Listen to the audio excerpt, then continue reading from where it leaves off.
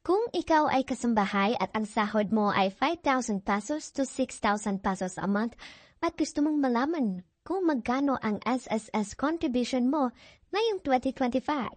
Hi mga Mima, Roda is here.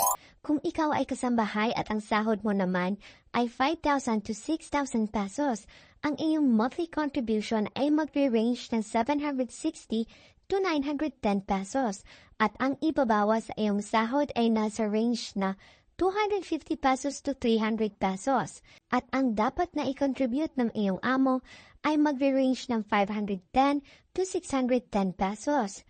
Kung ang sahod mo ay 5,000 pesos to 5,249 pesos and 99 cents, ang i-contribute ng iyong amo ay 510 pesos at ang ibabawas ng iyong sahod ay 250 pesos at ang SSS monthly contribution mo ay 760 pesos.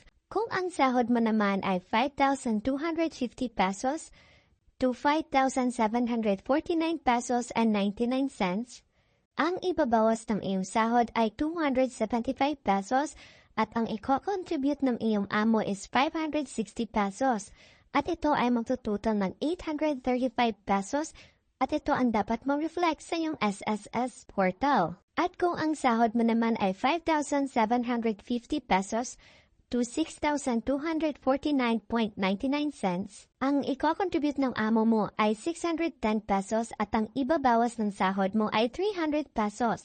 At ito ay magtototal ng 910 pesos at dapat ito ang magre-reflect sa iyong SSS monthly contribution sa iyong SSS portal. Yan lang, follow Rodan Lifestyle for more update.